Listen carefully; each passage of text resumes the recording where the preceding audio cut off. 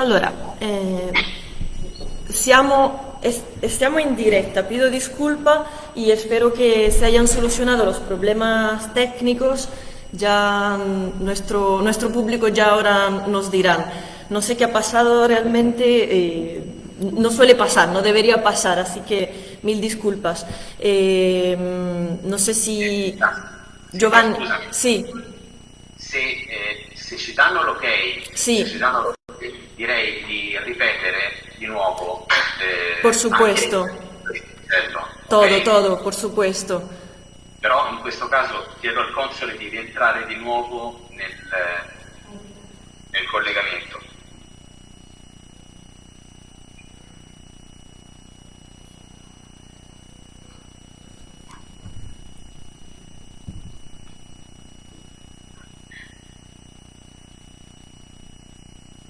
Ok, un secondo. Possiamo fare intanto una prova con l'audio di Gustavo? Sí, Gustavo? por Sì? supuesto. ¿Se me oye? ¿Me oís, verdad? Sí, pero nos tienen que decir si se oyen los compañeros de Facebook. Sí, Habla un poquito más, perdona Gustavo. Sí, Habla un poquito. sí. Buenos días. 1, 2, 3, probando, probando. ¿Se oye? 1, 2, 3. Probando Compañero. audio. vale, dice Giovanni sí, se escucha. Vale. ¿Y quién nos escucha, Gustavo? Sí, yo te escucho perfectamente. Yo Sí, escucho y veo perfecto, bien. sí, dicen que se escucha todo, así que ya Vale. solucionado. Vale, bueno, mil disculpas a todos. Ha sido, bueno, un problema técnico evidentemente, pero se ha solucionado. Así que vuelvo a dar la bienvenida a todos para este nuevo encuentro sobre Dante y la Divina Comedia. Tenemos el placer de estar aquí con el profesor Gustavo Romero, que nos hablará sobre Dante y la Divina Comedia, entre literatura y cultura popular. Y para mí es un inmenso placer también dar la bienvenida a nuestro cónsul honorario de Málaga y Granada, el doctor Marcello Memoli, que nos ha hecho el honor de acompañarnos en este día tan importante. Muchísimas gracias, doctor Memoli, por estar aquí. Mi parece che non c'è. No está. No, ci sono. Perfetto, perfetto. Grazie, console, grazie. Buongiorno a tutti, a tutti coloro che stanno seguendo questo evento e che hanno seguito tutti gli eventi delle Dante Alighieri in questo anno dantesco, che per noi è un impegno importantissimo per la promozione della cultura italiana nel mondo. Cercherò di essere breve per permettere di stare nei tempi stabiliti. Volevo solo ringraziare Gustavo Melo, che oltre ad essere un amico e un grandissimo professionista è una persona che ha una ampia conoscenza della cultura popolare in una prospettiva criminologa e prospettiva di ricerca per me introdurre questa relazione è un onore e un piacere, perché quale altro compito può avere un console se non quello di promuovere la cultura italiana anche da una prospettiva che non sia solo quella accademica, che già si sopporta da sola, ma capire come arriva Dante alla gente, come arriva Dante in Spagna, come arriva Dante nel mondo, e per me è una prospettiva interessantissima che supporto al 100%. Quindi, senza rubare ulteriore tempo al nostro amico, vi lascio così per la conferenza e grazie di nuovo a tutti, soprattutto i proprietari di Dante Alighieri di Malaga e Granada, e le persone di Silvia Alteroni e Giovanni Caprara. Di nuovo grazie a tutti, buongiorno. Bueno, muchísimas gracias por la introducción, y yo en primer lugar tengo que agradecer de forma efusiva a Silvia, a Giovanni y a Marcello el haberme permitido estar aquí. Una cosa que me hacía bastante ilusión, ¿no? Es un foro donde hay gente hipercualificada, y con lo cual es un honor hablar y verter mis expresiones sobre la figura de Dante y cómo ha permeado en la cultura popular y cómo se utiliza hoy en día, ¿no? Es una persona, es un autor que ha generado arquetipos o ha transformado arquetipos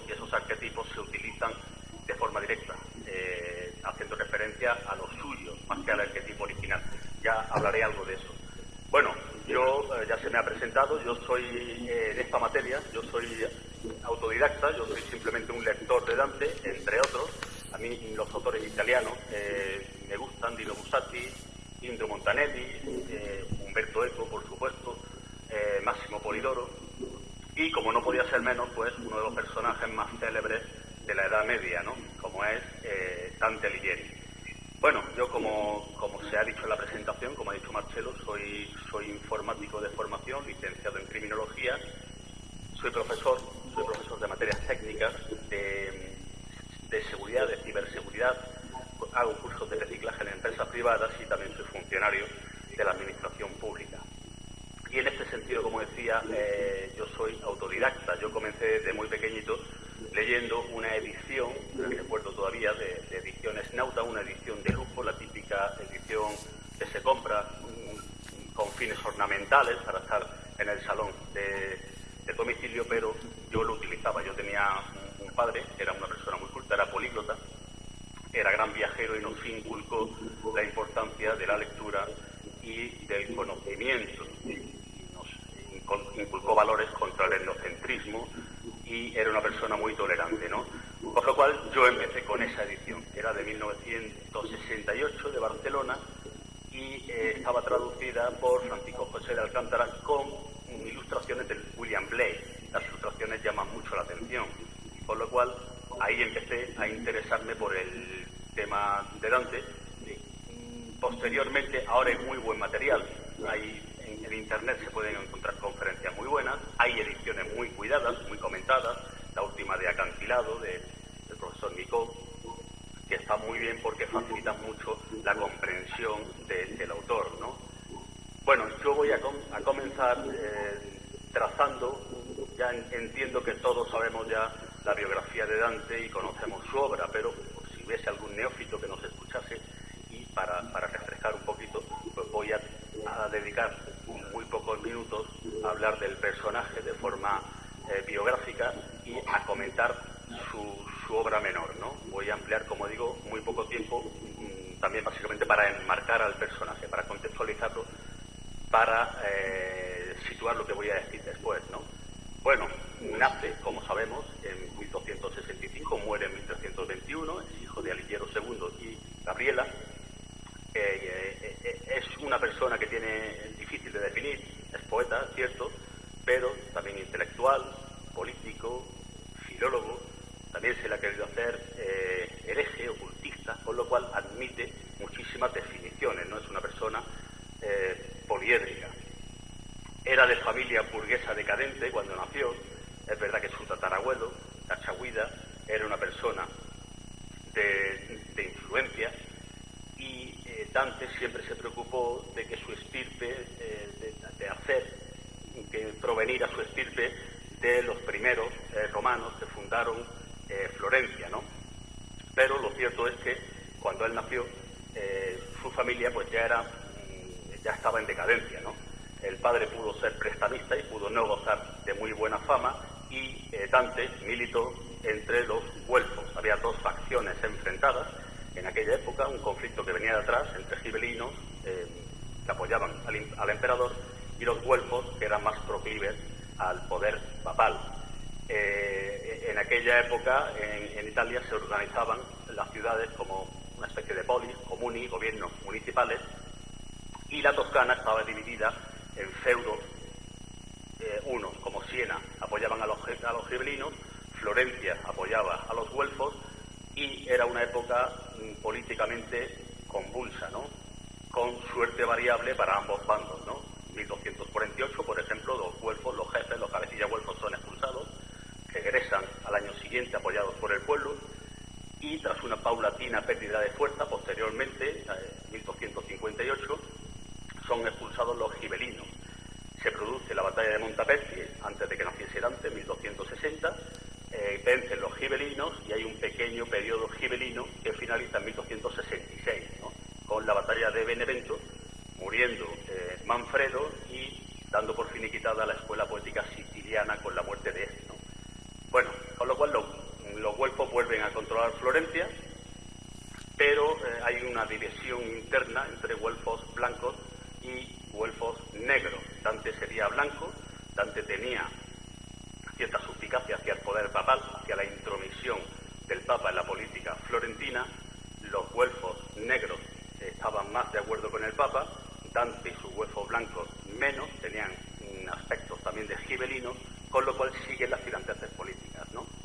Estudia el trivium, el quadrivium, las asignaturas clásicas, dos grandes materias que aglutinan varias, y parece ser que estudia también con franciscanos y dominicos y se interesa por la poesía latina en lengua vernácula, ¿no? Virgilio, obviamente, Horacio, Ovidio, etcétera. También puede ser que fuese a Bolonia y se formase allí. Estamos hablando de que Florencia no era la Florencia renacentista, todavía no tenía el poder económico y cultural que tendría el siglo después, ¿no? Dante goza de la compañía o de la influencia de grandes personajes. El primero de ellos, Guido Cavalcanti, que era mayor que él, un personaje excéntrico y que ya lo introdujo, construyeron entre los dos el dulce stil novo, ¿no? Dulce estilo nuevo, una forma de hacer poesía inspirada y amorosa entre los dos y más autores, obviamente. También goza de la influencia de Brunetto Latino, ¿no? Que era un personaje, un canciller diplomático, estuvo en España, estuvo en la corte de Alfonso X, y puede ser que por influencia de Brunetto Latino, por la influencia de los místicos árabes que había conocido en España, como el murciano Ben Arabi, Dante construyese así la estructura de los mundos que describió en la Divina Comedia. Aunque es verdad que Dante, en lo teológico y en lo filosófico, era escolástico, y los escolásticos ya habían recibido influencia de los místicos islámicos, con lo cual puede ser por influencia directa de Brunetto Latino o puede que no. Bueno, participa en algunos hechos de armas, ¿no? Como el saqueo del Poggio de Santa Cecilia en 1285, la batalla de Campaldino contra los gibelinos en Arexo y la toma del castillo de Caprona en Pisa, ¿no?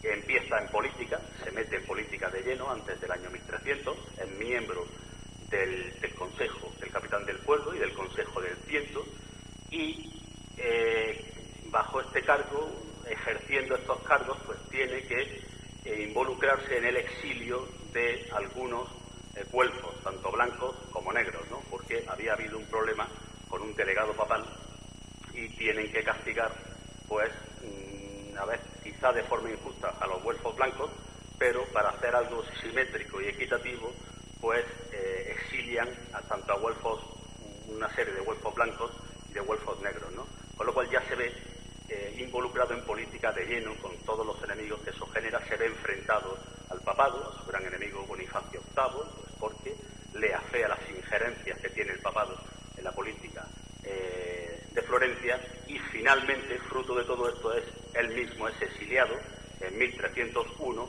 y ya no volverá, ¿no? Son distintas acusaciones de extorsión, corrupción, más o menos fundadas, y es exiliado, ¿no? Con lo cual la Divina Comedia la escribe en el exilio, ¿no? A partir de ahí, pues bueno, intenta de alguna manera volver a recuperar el gobierno de Florencia para los güelfos, pero finalmente abandona la idea, se dedica a la escritura, se dedica a la diplomacia y solo tiene, con el advenimiento del emperador Enrique VII, se reavivan un poco sus deseos de establecer el buen gobierno de Florencia, pero una vez más sus expectativas se ven subvertidas, con lo cual abandona la idea política de que en Florencia hubiese un gobierno, pues, justo bajo su criterio, ¿no?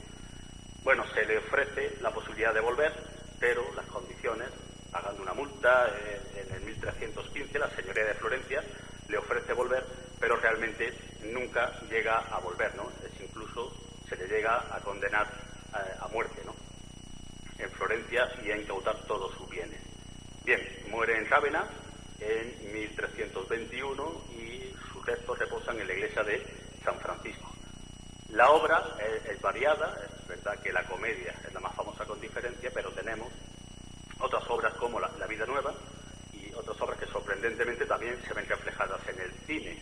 Pasa muy desapercibido, por ejemplo, en la película de Aníbal se cita el protagonista, luego si da tiempo lo comentaré, el protagonista le regala a la mujer del inspector en Florencia un soneto de la vida nueva y otras referencias cinematográficas muy interesantes que hay sobre esta obra, ¿no? Bueno, La vida nueva es una obra autobiográfica. Su objetivo es ensalzar a Beatriz. Él tenía unos 9 años cuando la vio, ella era menor.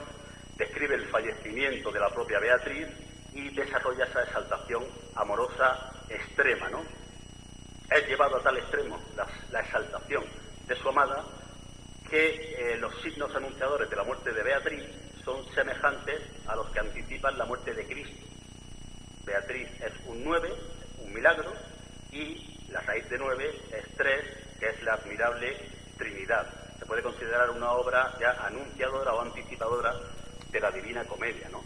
Y supera el modelo de antítesis excluyente que tenían los trovadores entre el amor a Dios y el amor a una mujer. Aquí se armonizan ambos conceptos. ¿Cómo? Pues elevando a la mujer a la deidad, divinizando la figura de la mujer. Se considera la amada perfecta e idealizada, un reflejo de la gloria de Dios y una figura análoga a la de Cristo, con lo cual puede ser amada al igual que se puede amar a Cristo, ¿no? Bien, El convivio es otra obra, 1304-1308, inacabada, escrita en lengua vernácula, en vulgar, y es para ofrecer un convivio, un banquete de sabiduría a personas inquietas y que desconociesen el latín, ¿no? Quería demostrar que la lengua vulgar era igualmente válida para ser empleada en literatura y en poesía.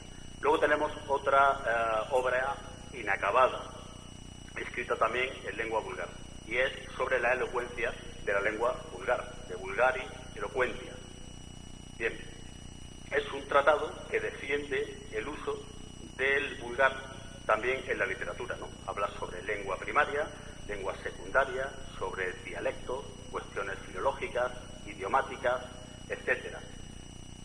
Aborda aspectos muy curiosos. Por ejemplo, en el Génesis se dice que Eva habló a la serpiente, ya lo sabemos, pero una cosa tan sublime era incoherente que el idioma lo utilizase primero Eva y no Adán, con lo cual concluye poniendo en boca de Adán la palabra Dios antes de que Eva hablase. Es una aberración actualmente, pero era impensable que la mujer utilizase el idioma, algo sublime, antes que el hombre, ¿no? Entonces zanja el dilema del Génesis así, poniendo la palabra Dios en Adán antes de que hablase Eva. Dice también en esta obra, en De Vulgaria Eloquentia, que la primera lengua fue el hebreo. Habla también sobre la expansión y dispersión de las lenguas por el mundo y de la evolución y la variación de estas, ¿no? De los idiomas. También habla algo sobre métrica. Luego está la obra de la monarquía, en latín, pues sobre las estructuras de gobierno, estructuras de poder, ejemplifica el Imperio Romano como orden político perfecto, etcétera, ¿no? Es una obra política. Luego tenemos églogas, epístolas, etcétera. Por fin llegamos a la comedia, escrita entre 1306 y 1321 en lengua vulgar. Es un florentino tan flexible que da lugar luego, posteriormente, a lo que sería el italiano. La métrica ya sabemos que es terceto encadenado, y la primera edición en la que a la comedia se le llama Divina Comedia sería en el año 1555 en Venecia. Es un viaje de una semana por los reinos del más allá, es un viaje a su propio interior y tiene numerosos elementos esotéricos, elementos numerológicos, la Santísima Trinidad, el 3, tiene 3 partes, 3 fieras, 100 cantos, uno introductorio más 3 de 33, etcétera, ¿no? Con lo cual el elemento esotérico es permanente, el elemento esotérico y el elemento teológico. Bueno, después de esta introducción a la biografía y sucinta introducción a la obra de Dante, vamos a empezar a comentar algunos aspectos de índole social, ¿no? Bien, el primero es la sorpresa de que, aunque Dante es utilizado bastante y cada vez más en cine, en el arte, en la escultura, etcétera. Sin embargo, a nivel académico, pues como todos los clásicos, esto es común a todos los clásicos, se lee cada vez menos. A Dante, como a Cervantes, como a Virgilio, como a Shakespeare, se le lee cada vez menos, sobre todo entre la juventud, ¿no? Aunque en el caso de Dante se le utiliza mucho socialmente, pero se le lee poco, ¿no? ¿Por qué se leen poco a los clásicos actualmente? Bien, la primera de las causas puede ser, y en el caso de Dante es evidente, el esfuerzo intelectual colosal que hay que invertir en leer una obra tan variada, con tantísimos personajes secundarios y con un contexto que hay que conocer previamente. Con lo cual, ahora hay una mentalidad muy utilitarista, ¿no?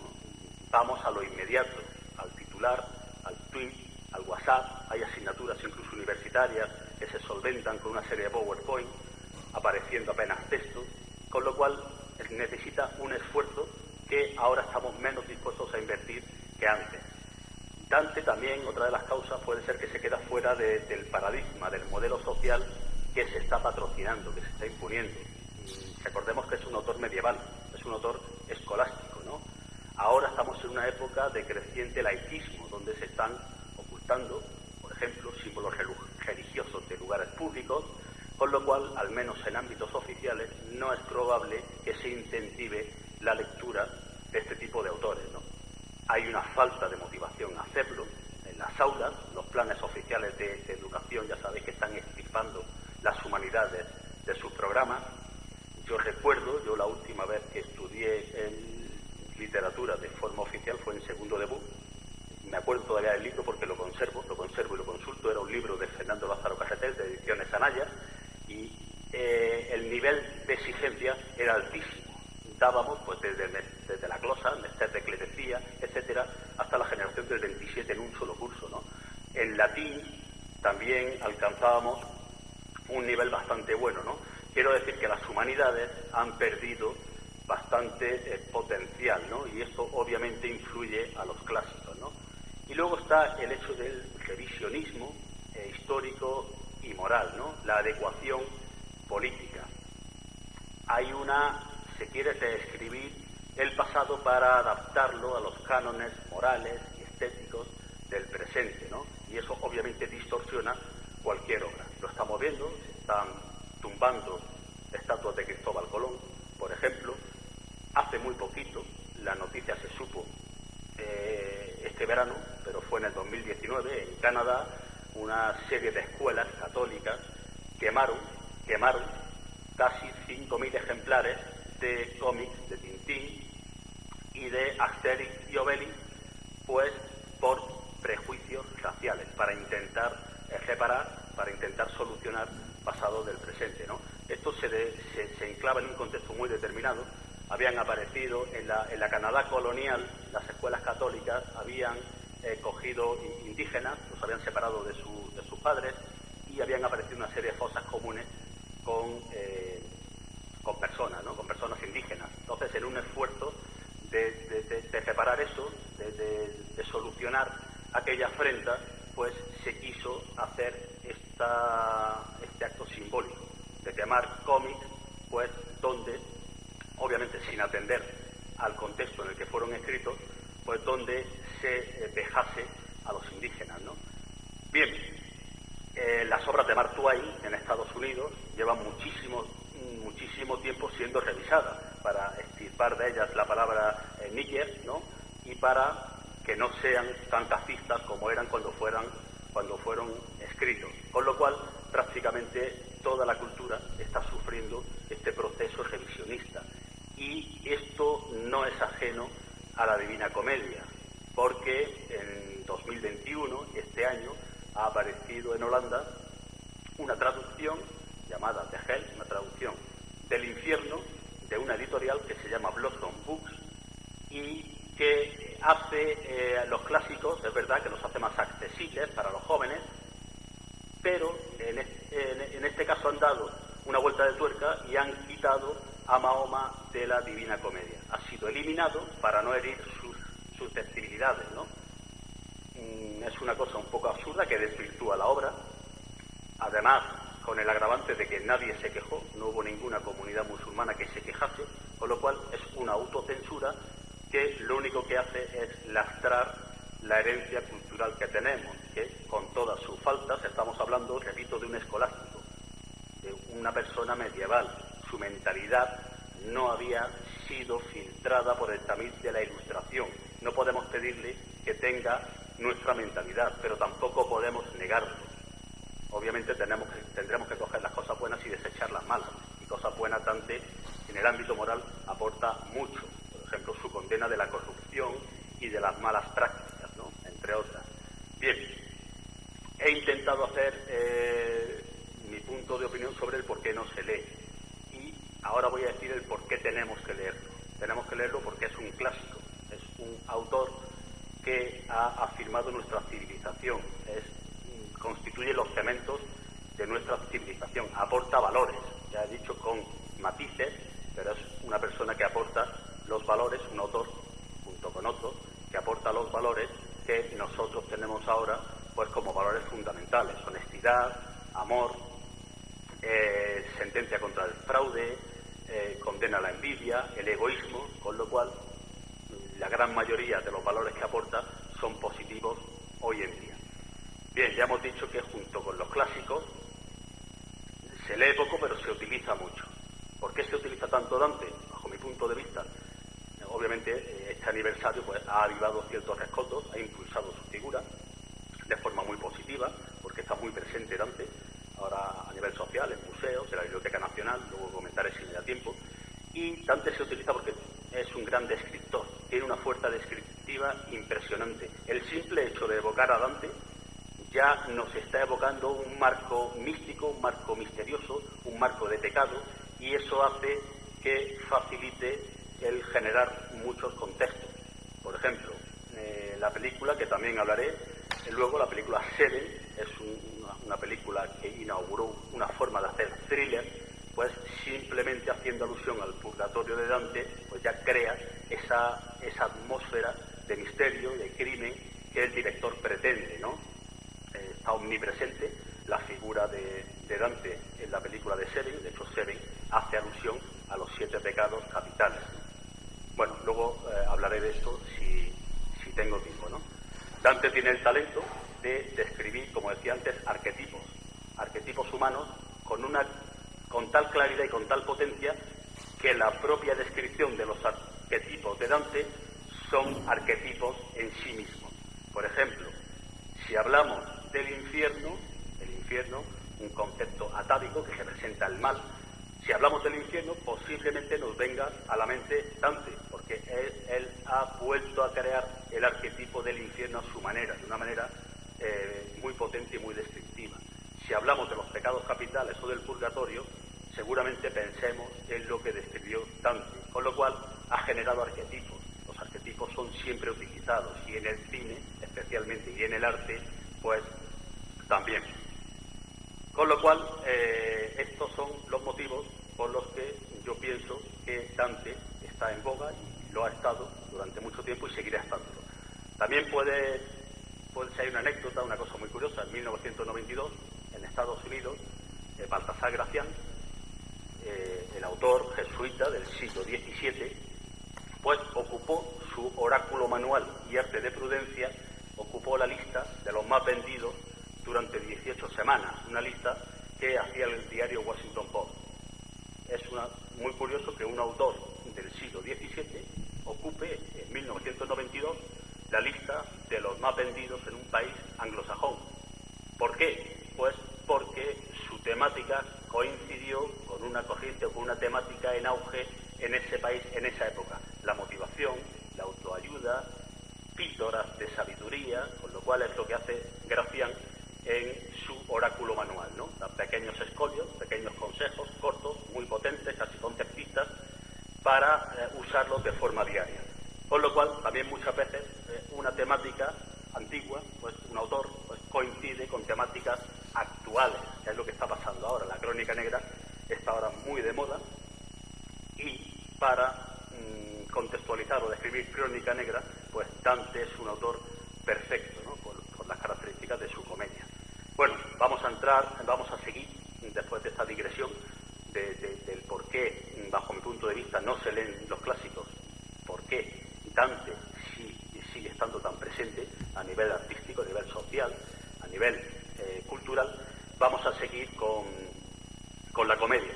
Ya sabemos que Dante es asediado por 3 fieras en la Semana Santa del año 1300, 3 fieras alegóricas, y recibe el auxilio de Virgilio para que lo libere de ese pesar, ¿no? Entra al infierno, Virgilio lo acompaña en su primer viaje, pasa por el limbo, primero por el vestíbulo, por el antiinfierno, donde están los que fueron neutrales recibiendo su castigo, luego por el limbo, estarían personas virtuosas no bautizadas porque no tuvieron oportunidad de bautizarse, porque no existía el cristianismo. Pues tenemos ahí a los grandes clásicos, Homero, Virgilio, Saladino, Platón. Luego pasa por el segundo círculo, el de los lujuriosos. Son gente que se entregaron a la lujuria, al desenfreno, y están siendo castigados pues por un viento incesante, ¿no? Normalmente Dante utiliza la ley del contrapaso. El castigo que reciben los penados es análogo al pecado que cometieron, análogo o antagónico.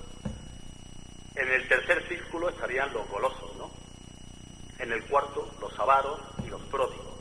En el quinto tenemos a los iracundos y a los perezosos. En el sexto estarían los herejes, ¿no? Aquí encontramos al padre de su amigo Cavalcanti, están en tumbas ardientes porque negaron la esencia del catolicismo, con lo cual se están purificando, ¿no? En el séptimo círculo, que está compuesto de 3 giros, tendremos a los violentos, ¿no?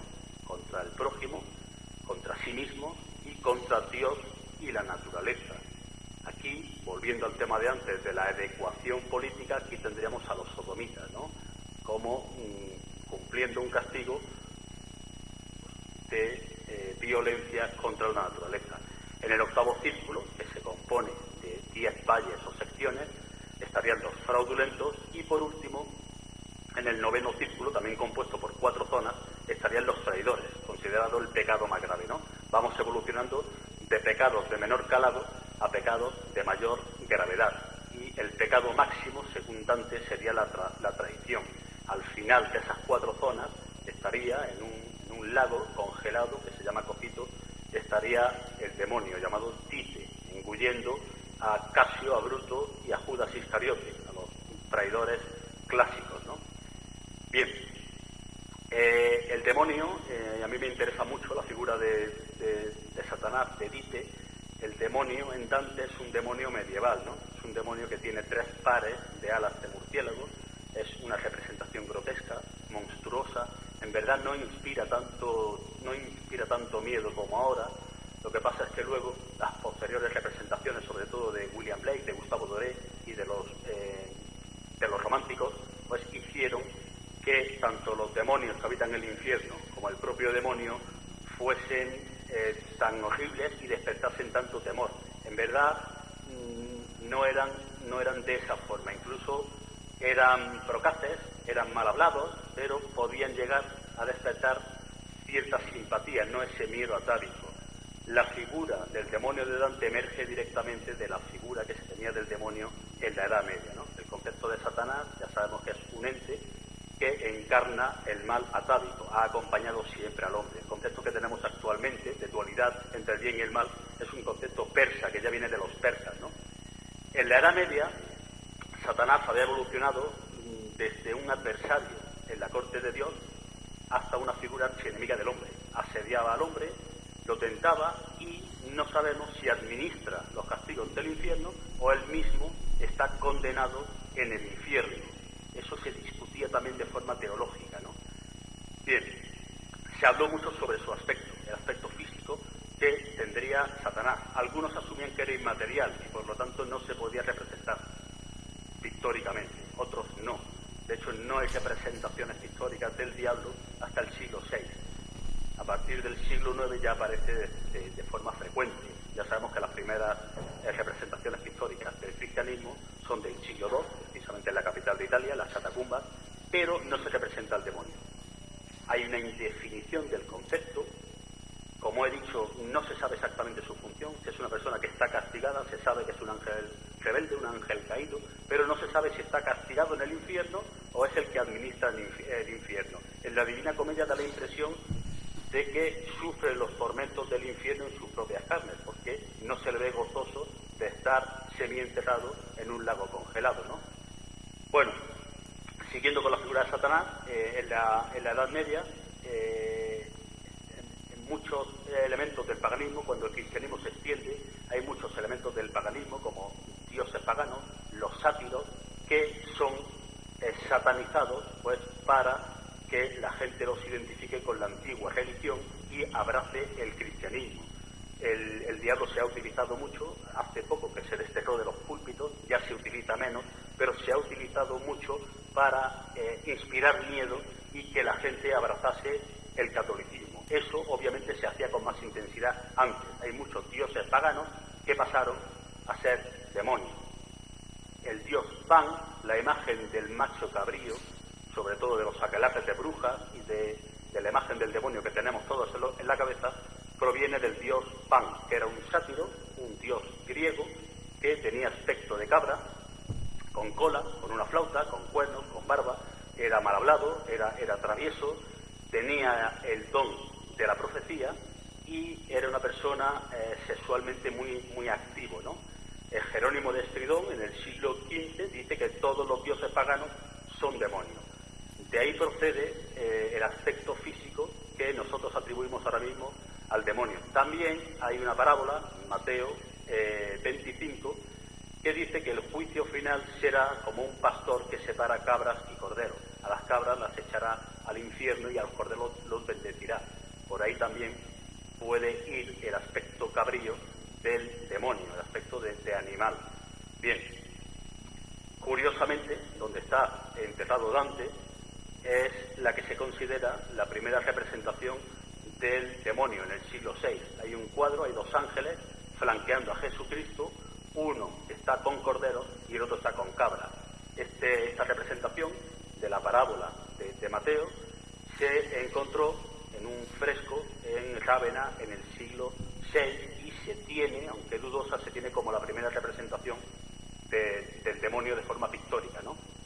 Como he dicho antes, a partir del siglo IX ya se empieza a representarse de forma constante, ¿no? Con distintos colores, simbolizando distintas cosas, el negro simbolizando la ausencia de color, el rojo simbolizando esa tendencia hipersexualizada del demonio y de los sátiros, y el azul también se le pinta de azul, pues simbolizando las llamas del infierno, ¿no? Giotto tiene un cuadro muy famoso de un demonio muy oscuro que contrasta con el colorido del fresco sobre Judas y Satán, ¿no? Con lo cual lo identificamos con pezuñas, con alas, porque no deja de ser un ángel caído.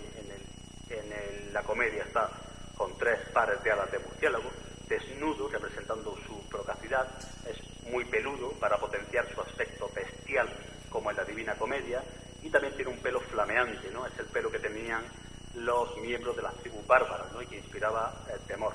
Ha sido muy representado, en la Edad Media fue muy representado en distintos manuscritos, en libros de horas, en bestiarios, etcétera, destacando el Codex Gigas del siglo XIII. El Codex Gigas se encontró en una ciudad de la actual República Checa y es un códice que fue escrito por un benedictino condenado a un pecado muy grave, hizo un pacto con el demonio y lo escribió en un solo día. De hecho, hay una ilustración que inspira temor en una página del código. Se llama el Códice del Diablo o Codex Gigas. En su época fue considerado la 8ª maravilla del mundo. Pesa 75 kilos, tiene unas dimensiones enormes, 92 por 50 por 22 de ancho, y pues es un compendio de los saberes de la época. Tiene una versión de la Vulgata de la Biblia, también obras de Flavio Josefo, las etimologías de San Isidoro de Sevilla, entre otras cosas, ¿no? Bien, seguimos. La influencia del demonio en la Edad Media, como he dicho, es evidente, ya es algo cotidiano. También se le nombra Jacobo de la Vorágine, cuenta en el siglo XIII la historia de San Jorge y el dragón. Se pensaba, por ejemplo, que cuando se hacía una construcción, un puente, que es una construcción tan sofisticada, la gente normal pensaba que el arquitecto había hecho un pacto con el demonio, pues porque esa construcción se escapaba del entendimiento humano. Con lo cual el demonio se pagaría ese apoyo quedándose con el alma de la primera persona que cruzase el puente. Con lo cual, ¿qué hacían los humanos? La primera persona que cruzase el puente no era una persona, era un ser vivo, pero era un gato o un animal, y así engañaban al demonio. Con lo cual se frivoliza también bastante la imagen del demonio. Se puede hacer tratos con él, se le puede engañar, eso lo tenemos en Gonzalo de Berceo. En Milagros de Nuestra Señora hay uno de los milagros es el sacristán impúdico, el sacristán fornicario, que es un sacristán muy devoto de la Virgen, pero que por la noche se entrega a la lujuria. Muere, cae desde un puente y fallece ahogado, y hay una disputa entre los demonios y la Virgen a ver quién se queda con el alma del pobre sacristán, ¿no? Al final se queda la Virgen, con lo cual la imagen del demonio se está frivolizando. Es un demonio al que se puede engañar, que no inspira tanto temor, y un demonio muy parecido y muy coherente con el que se dibuja en la Divina Comedia. También se hace un uso político de él, obviamente, en las cruzadas iniciadas por el Papa Urbano II, iniciadas por el emperador Alejo, que pide ayuda a los europeos. Los cristianos satanizan al Islam y el Islam sataniza al cristianismo.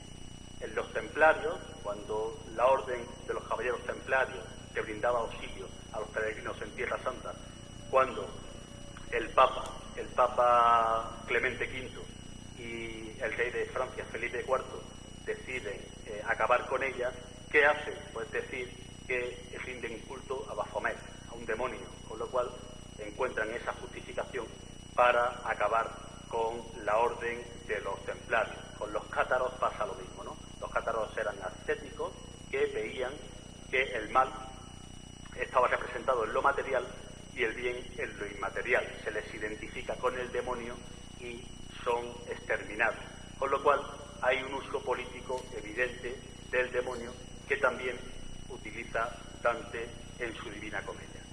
Bueno, siguiendo con el infierno, voy a comentar ahora también cómo se ha reflejado el infierno en el arte, ¿no? Imagino que conoceremos La Puerta del Infierno, de Auguste Rodin. Es un gran grupo escultórico, monumental, de 6 metros por 4 por 1, y hay versiones en bronce y versiones en yeso. Se construyó entre 1880 y 1917, ¿no? En el tímpano de La Puerta del Infierno está Dante, que representa la llegada al infierno. Hay distintas hojas donde está representado Ugolino, Paolo, Francesca, etcétera. Hay bajorrelieves. En las jambas también se representan amores malditos, y el limbo está representado. Es entre las numerosas obras artísticas, obras plásticas, esculturas que hay, pues a mí me gustaría destacar este grupo escultórico, que es de una complejidad y de una belleza casi inenarrable, ¿no? Hay distintas construcciones en Pensilvania, en París, en Tokio, en Zúrich, en Japón, en Seúl, en Ciudad de México, en el Museo d'Orsay de Francia. Está una versión en yeso, con lo cual es una representación del infierno bastante extendida, ¿no? Y luego, aunque es muy famoso, a nivel pictórico me gustaría destacar el mapa del infierno de Sandro Botticelli del siglo XV, ¿no? Está hecha con una técnica, stilum o punta de plata, y su tamaño es de 44 por 65 centímetros aproximadamente, y hace una descripción totalmente descarnada del infierno, una descripción, pues la forma de embudo que todos tenemos en la cabeza. El infierno, como ya he dicho antes, también ha sido de un uso muy habitual en el cine. Todos tendremos en la cabeza la película Inferno de Ron Howard, ¿no? Basada en el bestseller de Dan Brown, también con ese nombre, Inferno, ¿no? El autor del Código da Vinci, ¿no? Que es literatura popular, literatura de consumo popular. Aquí, en esta obra, hay un supervillano, en esta película, un supervillano que está obsesionado con Dante y crea un arma biológica para exterminar a parte de la población, con la excusa de luchar contra la superpoblación. Y en esta película, la película Inferno, está omnipresente, de hecho está basada en la idea del infierno de Dante. Al principio, cuando sale Tom Hanks, así aturdido, está viendo visiones y ve a gente con la cabeza vuelta hacia atrás, que es el castigo que reciben los adivinos en la Divina Comedia, ¿no? Entre otras cosas. Luego tenemos, dando un paso un poquito más antiguo, tenemos la película del Cabo del Miedo del año 91. El Cabo del Miedo es un remake de otra película que es del mismo título, El Cabo del Terror, de 1962. Bien, en El Cabo del Miedo es una película de crónica negra, es un thriller, un gran thriller de Robert De Niro. En la primera versión salía Gregory Peck, Robert Mitchum. Estos dos actores también hacen papel en la siguiente, la del 91, y trata sobre Max Cady, que es un violador que sale de la cárcel para vengarse de su abogado, Sam Bowden. El abogado enterró un informe sobre las tendencias promiscuas de la última víctima y esto le conllevó a Max Cady más años de cárcel de los que hubiese podido tener si el informe de promiscuidad de la víctima sale a la luz. Entonces Max Cady se dedica a hostigar al abogado y a intentar acabar con él y con su familia. En la última parte, cuando ya están en un barco y de forma directa Max Cady va a asesinar al abogado, pues invoca al infierno de Dante. Dice: soy Virgilio y te voy a guiar a través de las puertas del infierno. Ahora estamos en el 9º círculo, el círculo de los traidores. Traidores a la patria, a la raza humana y traidores a Dios. Y le condena a permanecer en el 9º círculo del infierno por mandato divino. Es una frase un tanto liberal, pero que hace alusión directa al infierno de Dante, pues para crear la atmósfera esta de miedo y de terror extremo a la que yo aludía antes, ¿no? Bueno, también tenemos una gran película muda italiana, considerada el primer film italiano del 1911, ¿no? De varios directores, Francesco Bertolini y otros. Es una adaptación libre, está muy bien hecha para la época en la que se hizo, 1911. Ahora hay una versión coloreada que se ve bastante mejor y está también subtitulada en distintos idiomas, ¿no? Y se representa de forma un poquito libre el tránsito de Dante y Virgilio por el infierno. Toda la película se llama El infierno, toda la película se sitúa en el infierno, excepto 3 pequeñas interpolaciones o digresiones, que son Francesca y Paola, que salen leyendo a Lanzarote en otro escenario, pierde la Vigna, que sale en sus celdas, recibiendo la notificación del castigo y recibiendo el castigo de los hombres de Federico II, y el conde Ugolino y el arzobispo de Ruggeri, que también sale la celda del conde Ugolino cumpliendo condena, la condena que le llevará a morir de hambre junto a sus nietos y a sus hijos, ¿no? Con lo cual es una película muy recomendable. Bien, cambiando un poquito de tercio, quiero comentar también otra cosa que a mí me llamó muchísimo la atención, y es que Galileo Galilei, prácticamente el científico de Pisa, el gran fundador del método científico moderno, pues hizo un tratado sobre las medidas del infierno. O sea, basándose en la referencia que hace Dante en la Divina Comedia, en el infierno, él intenta adivinar cuáles son las medidas exactas del infierno y cuáles son las medidas exactas de los gigantes y de Satanás. Bien, esto tiene su historia de por qué Galileo llegó a realizar este trabajo. Filippo Brunelleschi, el arquitecto de la cúpula de Florencia, el gran arquitecto del humanismo, se interesó muchísimo por las configuraciones físicas de los mundos descritos por Dante, ¿no? Y encargó a uno de sus discípulos, a Manetti, que diseñase un mapa geográfico, científico, que fuese plausible de estos lugares, ¿no? Para eso tenía que seguir las pistas que Dante va perdiendo en el infierno, ¿no? Pues 11 millas que abarca una fosa, 22 de circunferencia que tiene la otra, etcétera. En 1481, Manetti publica como introducción a la obra de comentarios de la Divina Comedia de Landino, publica su trabajo, ¿no? En la que da una medida exacta del infierno.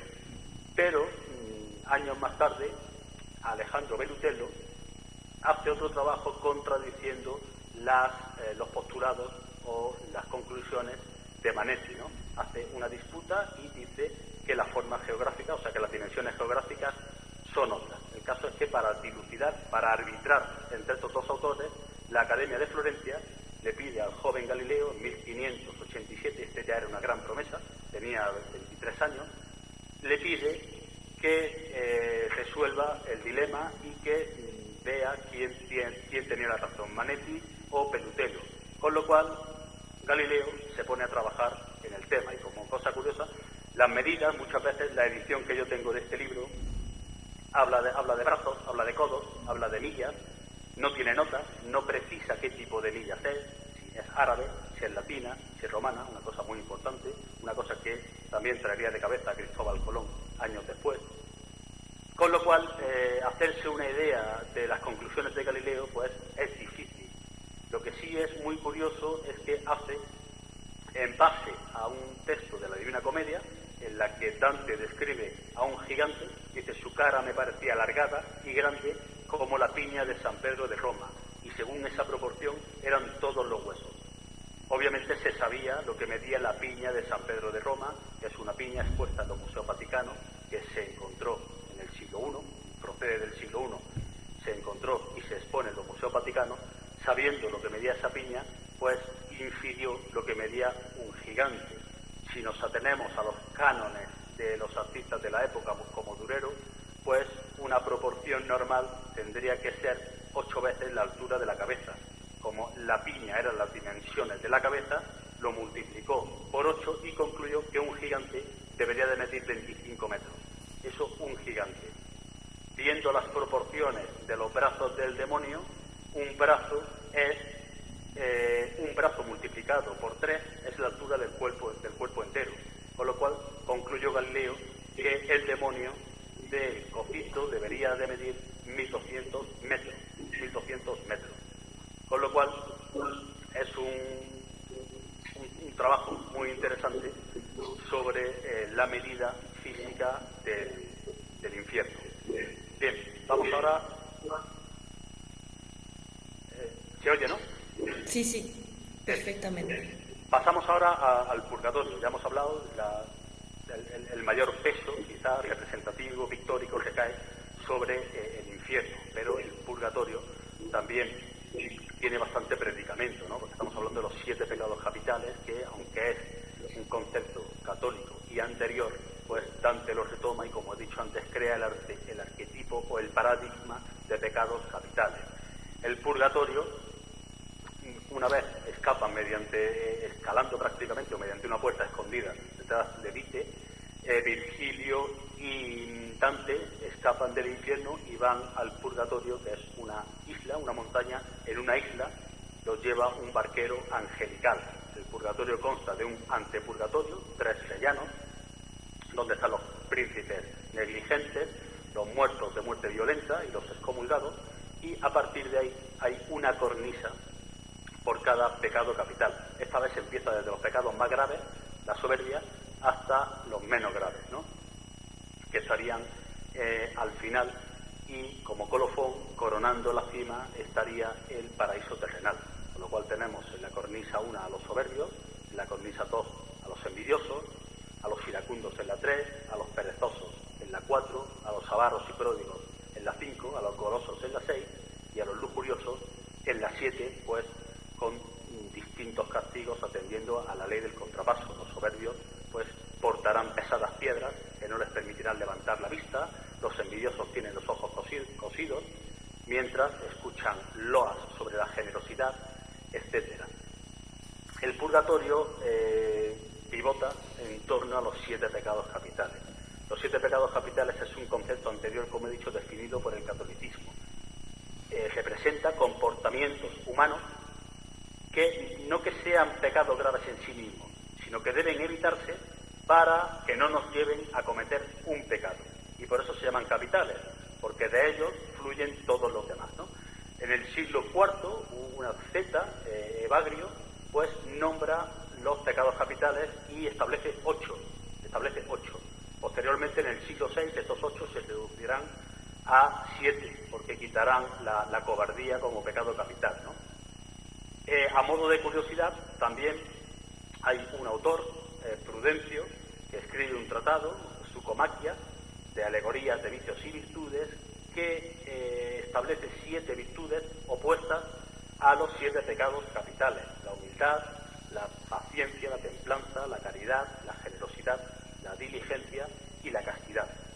Bien, siguiendo con el tema de los pecados capitales, a finales del siglo XVI, Peter Binsfeld, un obispo y teólogo alemán, basándose de forma un tanto libre y difusa en fuentes anteriores, asoció un demonio a cada pecado capital. Y los pecados capitales, inspirados por Dante, arquetipados por Dante, se han utilizado muy mucho en el mundo de la cultura y del arte. Por ejemplo, el primer pecado capital sería la lujuria, está representado, siguiendo a Peter Binsfeld, por un demonio llamado Asmodeo, y tenemos pues distintas representaciones. Por ejemplo, hay un cuadro que se llama Cuidado con la lujuria, del siglo XVII, de Jan Steen, ¿no? Tenemos el libro de Cesus versus Inessus, que también sale en El Cabo del Miedo, de Henry Miller, del año 1949, sobre el tema de la lujuria, y como película, pues El último tango en París, de Bertolucci, del año 78, que también trata sobre el pecado de la lujuria, o refleja, más que trata, refleja el pecado de la lujuria. Sobre el pecado de la gula se estableció que el demonio que lo representaba era Belcebú, y tenemos múltiples ejemplos. Por ejemplo, el Bosco, en una escena interior de una obra mayor, pues representa a gente que come con gula, ¿no? Hay un libro de María Pilar Queralt, en España, que se llama Gula, ¿no?, que habla de los pecados capitales en la historia de España, ¿no? Y aquí hay una imagen tremenda, una imagen quizá única del cine, es tan gráfica que incluso llegó a perturbar al director Tarantino por la escatología que tenía, que es en la película El sentido de la vida, de los Monty Python, del año 83, hay una escena en la que un comensal extremadamente obeso come hasta reventar, con lo cual eso es la sublimación de la gula llevada al cine, ¿no?, en El sentido de la vida de Monty Python del 83, que vale la pena verla, ¿no? Es una escena que incluso hizo vomitar a extras que participaban en la misma, ¿no? Bien, luego tenemos la avaricia, representada por el demonio Mamón, y también con mucha representación gráfica. El mismo Alberto Durero tiene un cuadro sobre la avaricia, tenemos El avaro de Molière en teatro, y películas de avaricia hay múltiples, cualquiera sobre el poder de dinero. La avaricia se aplica únicamente al deseo de adquisición de riqueza. Tenemos, por ejemplo, El lobo de Wall Street, de Leonardo DiCaprio, de 2013, la película Wall Street también, y muchas que versan sobre la avaricia o que proyectan la avaricia como pecado. Luego tenemos la pereza, el cuarto, simbolizada por el demonio Belfegor, y también con mucha proyección en artística, ¿no? Tenemos el cuadro de la pereza, de José Alcázar Tejedor. Tenemos la película, encontrar películas específicas sobre la pereza no es fácil. Hay una que se llama Leones por Cordero, de Robert Redford, de 2007, que en su escena final sí simboliza la pereza, la apatía, la falta de compromiso de unos chavales con su país, ¿no? Y obras de teatro hay algunas, como la de Oblomov, de Iván Goncharov, en el que refleja, del año 1859, en el que refleja la apatía de la nobleza. De hecho, las primeras 150 páginas aproximadamente sale un noble ruso que no se levanta de la cama, ¿no? La ira está representada por el demonio Amón. En la ira tenemos muchos ejemplos en el arte plástico, en cuadros. Por ejemplo, yo he destacado un cuadro de Jorge Cortelo por la fuerza gráfica que tiene. Es un autor guatemalteco, y la ira es algo que nos altera el alma y que nos impulsa a rechazar con violencia algo que no nos agrada o con lo que no estamos de acuerdo, ¿no? Como ejemplo de ira en el cine tenemos La naranja mecánica de Stanley Kubrick, del año 71. Es una ira llevada al extremo. Tenemos un libro que se llama El poder de la ira, del Dalai Lama, ¿no? La envidia está representada por el demonio Leviatán. Tenemos un cuadro de Tiziano sobre Caín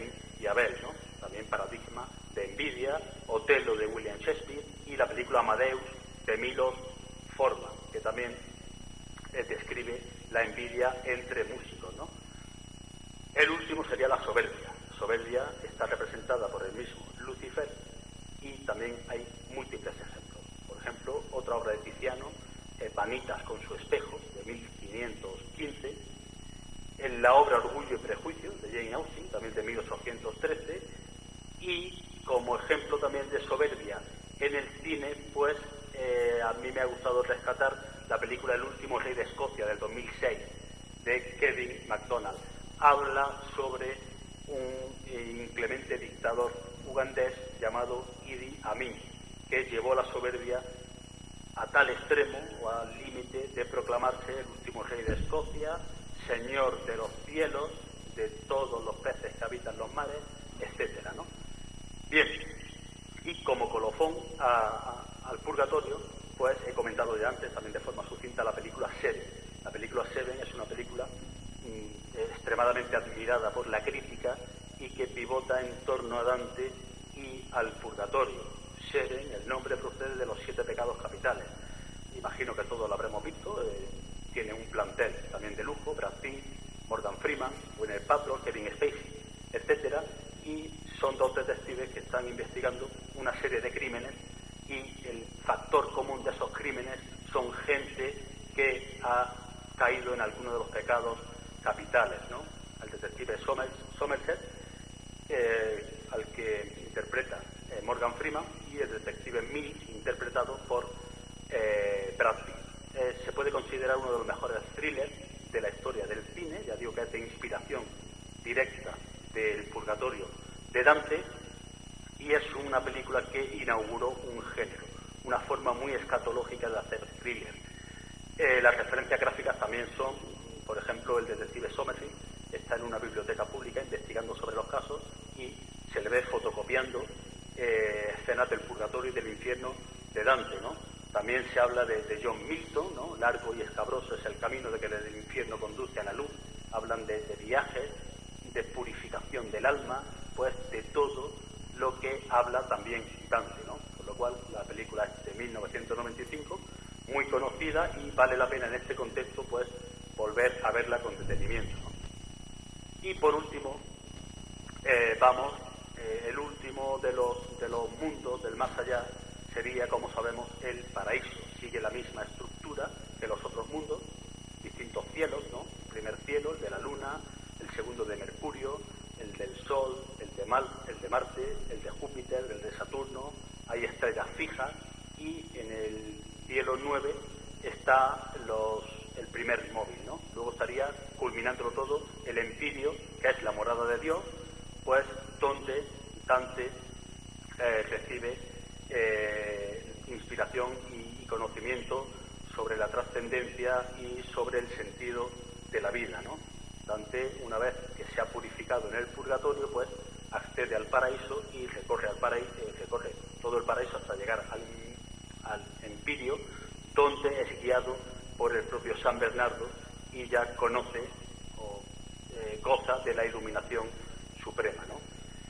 En este sentido, no es exactamente, no hace alusión al paraíso de forma directa, pero sí a la obra de Dante, tanto a la comedia como a personajes, como a otras obras de Dante. Estoy hablando de Thomas Harris, que os sonará porque es el escritor, el guionista, el novelista, en las que se inspiran las películas de Aníbal el Caníbal, ¿no? El orden son 5 películas.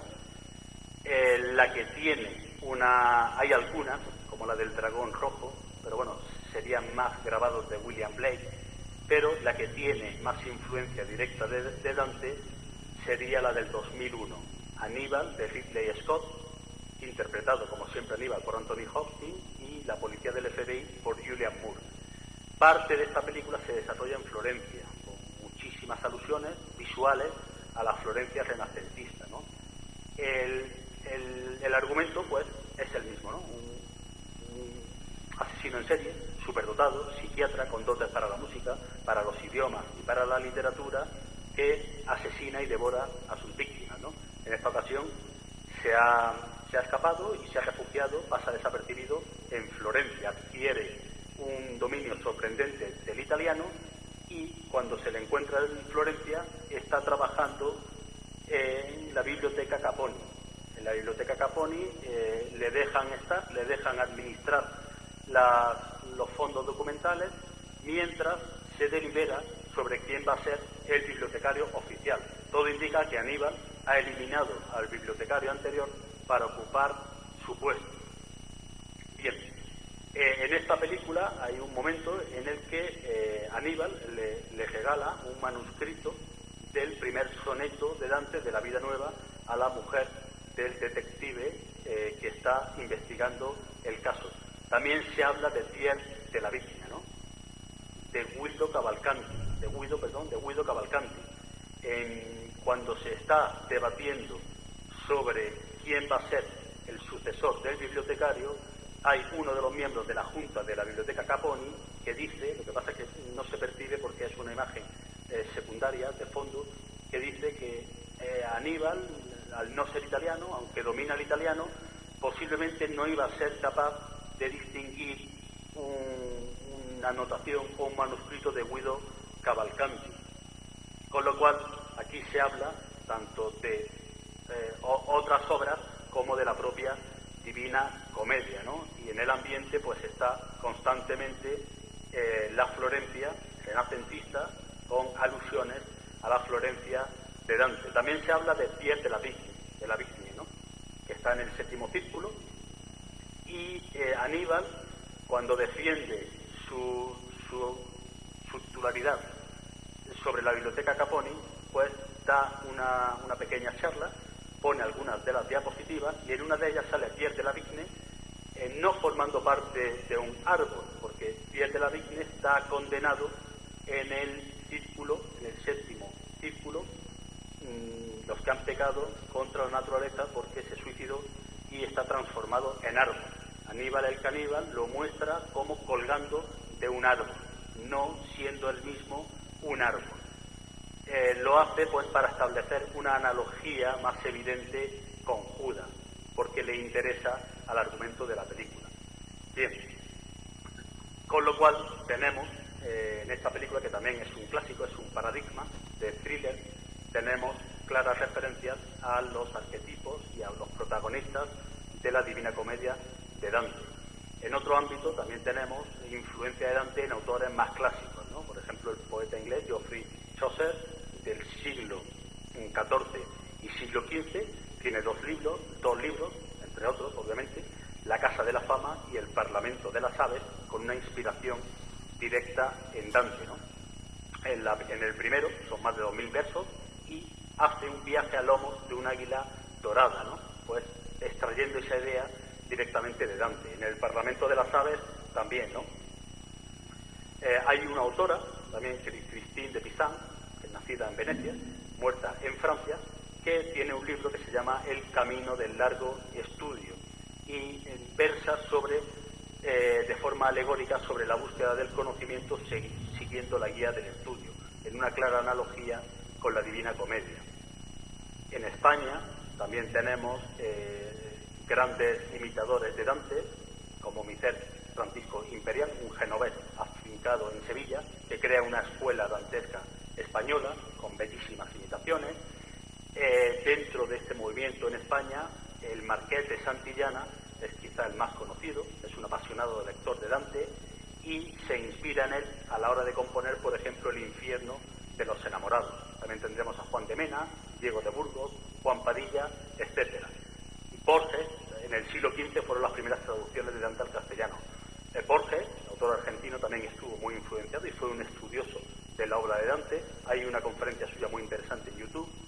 De literatura actual tenemos El Club Dante, un autor americano muy bueno, se llama Matthew Peck, es un thriller donde los protagonistas son autores americanos del siglo XIX y el eje en común se llama El Club Dante porque hay un asesino en plan película Seven que está asesinando a personas siguiendo los dictados o siguiendo las descripciones de Dante del infierno. Tenemos a Matilde Asensi también con El último Catón, inspirada en Dante. Tenemos la Divina Comedia en manga, en japonés, originalmente en japonés, de 2016, la Divina Comedia en cómic, destacando Trébol Comics, la editorial, La Divina Comedia de Oscar Wilde. Esto es una obra monumental llevada al papel por Javier de Isusi. Estuvo 5 años trabajando en ella y se llama La Divina Comedia de Oscar Wilde. Ha tenido 2 premios el año pasado, Premio Nacional del Cómic y el premio de la Asociación de Autores de Cómic de España, y es a Oscar Wilde, que murió exiliado, alcoholizado, sin escribir ni una letra, en París en el año 1900, le gustaba mirarse en el espejo de la Divina Comedia y comparar sus momentos existenciales, sus momentos vitales, con los de la obra de Dante, con lo cual trata muchísimo el tema de la Divina Comedia en una obra que es un homenaje a Oscar Wilde. Trata de describir la desesperación y la decadencia que tuvo el escritor en sus últimos años. Bueno, y ya concluyendo, pues me gustaría nombrar por lo menos los actos más relevantes que se están haciendo actualmente pues, por este aniversario. Muchos ya han finalizado. Por ejemplo, en la Biblioteca Nacional ha habido una exposición del 1 de julio, desde el 1 de julio hasta el 2 de octubre, ya finalizado hace poquito, sobre 10 manuscritos de Dante y de obras de Dante. También ha habido una lectura, esto se hace todos los años con el Quijote, este año se ha hecho con Dante, en el Círculo de Bellas Artes.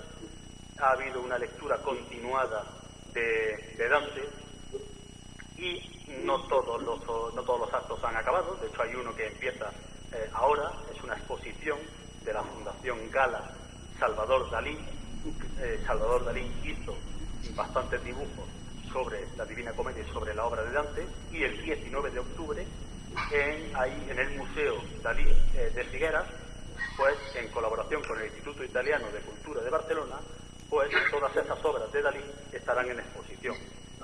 Con lo cual, pues ya he acabado lo que tenía que decir, y agradeceros muchísimo vuestra atención. Si alguien tiene alguna pregunta o alguna apreciación. Muchas gracias. Muchas gracias. Ha sido muy interesante el recorrido que has hecho, sobre todo esta circularidad, ¿no? Que me ha gustado muchísimo, y las conexiones también con tanto el arte técnica, el arte cinematográfico también. Evidentemente, pues no puede finalizar aquí, Gustavo, ¿no? Yo creo que todo esto tiene que haber constancia. Esperemos en una próxima publicación, ¿vale? Muy bien. Así que en este sentido te animo, ¿vale?, a que sigamos manteniendo estas buenas relaciones para que podamos seguir difundiendo lo que es la cultura de Dante y la cultura italiana en términos generales. Lamentablemente tenemos que dejarlo aquí porque los tiempos académicos, ya sabes, son importantes. Tenemos una clase ahora justo en este mismo aula. Así que, si me permites, tengo que interrumpir la conexión y haremos lo posible para que te lleguen las preguntas. Teníamos algunas preguntas, te lleguen directamente a tu correo electrónico, y si tienes amabilidad para poderlo contestar, te lo agradeceríamos muchísimo. ¿Vale? Muy bien.